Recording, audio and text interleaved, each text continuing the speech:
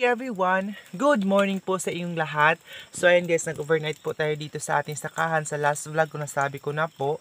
And then, may nag-request pala guys na sabi niya mag-vlog ako ng gabi dito. Pero madilim po siya kasi yung solar na ginamit ko dito. Hindi po talaga siya magandang guys kasi mahina. And then, sa nakikita nyo guys, iba na yung natin kasi hindi ko na nagamit yung camera ni Ate Aileen. At saka, ay nagpanuusok ako dito kasi hindi ako nakatulog guys magdamag kasi sobrang daming lamok, tapos may tumubo na naman na pimples dito. Ang dami ko na talagang pimples. Diyos ko Lord, paano ba to? Bakit sila biglang tumubo lahat? Tapos may dala po akong kulambo dito, inano ko na kasi sobrang daming lamok. Maaga akong gimising, sobrang kapal ng fogs ngayon. Ay parang walang fogs ngayon dahil ito yung mosquitero dito ko nilagay kasi para mapatay yung mga lamok. Ang daming lamok, super duper, kaya hindi ako nakatulog talaga. So ay nagpaaso-aso lang ako guys para umalis yung tawag nito, lamok. So ayan, dito tayo guys. Maulan, hindi siya fogs kasi ulan pala. So dadalhin ko kayo ngayon pag natin na pangisdaan natin, panibaw. So kaso nga lang, hindi ko alam kung saan ko ilagay cellphone ko kasi ulan, walang cellophane. Ay, meron cellophane dito pero maliit siya. Nalagyan ko siya ng mga basura. Ayan Ayan. Ito yung gamit natin guys. Ito yung gamit ko pang charge. Yung battery talaga siyang ginagamit ko. So, hindi ko alam kung anong gagamitin ko nito guys na wala akong dito. Cellophane. Wait lang, baka ito. Pwede ito ay abono. Ayan abono siya guys. Tika lang. Kukunin ko ito kasi nakadouble naman ito guys. Abono. Para pang spray.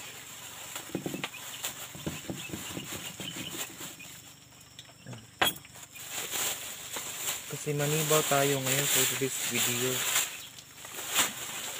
Ay. Hindi pa rin siya pwede kasi basa pa rin siya. Baka hindi ko madala itong cellphone natin ngayon kapag panibaw ng taga. Dahil siya, walang malagyan. Hindi natin ito mailagay dito sa guys kasi ulan man siya. Ulan dito sa amin. Dito sa Agusan Mars, ulan. So ito na lang siguro. Pero itong basura, saan ko ito ilalagay? Kukunin ko ito.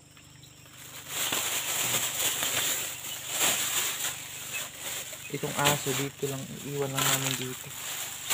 Napapakahapon kasi kung dadalhin namin siya guys, maingay, makadisturbo. Tahol ng tahol. Ang pangalan, mayroon na po tayong pangalan sa kanya. Siya po ay si Chloe. Ang pangalan po ng ating baby girl na aso ay si Chloe. Dito ko ilalagay ang aking cellphone para hindi po siya mabasa kapag umulan.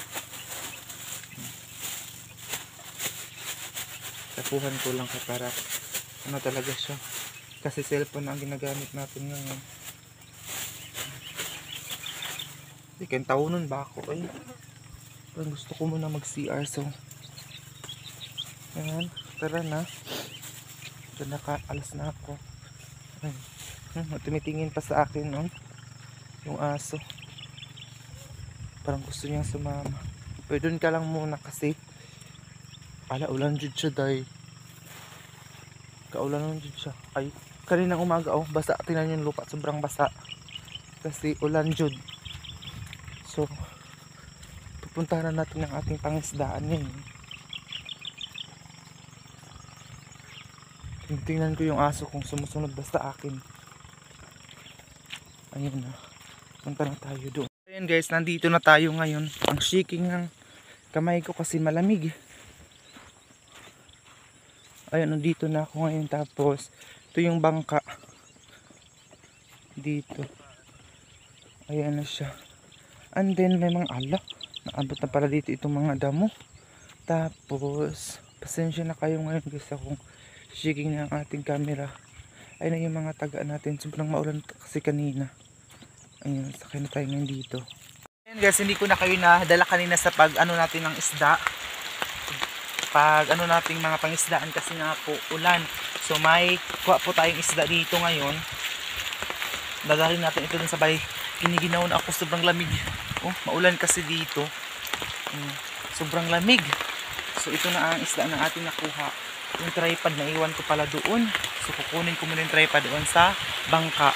Nakabalik na ako dito. Kinuha ko yung tripod doon sa bangka kasi naiwan ko doon, and then naulan talaga siya ngayon, and then ito na yung makuha natin isda. Ano lang siya, kunti lang talaga kasi hindi ko alam kung bakit na maninis na mga niwang. Ayun, mga payat na isda. Ayun. May mga patay na. Ayun, mga patay na isda. Ayun siya. Mayroong mga giant dito nga maliit.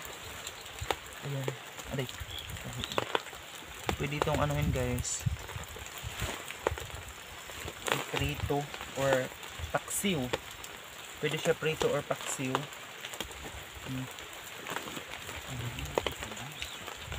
Ayan siya. Yung iba mga paya talaga siya guys.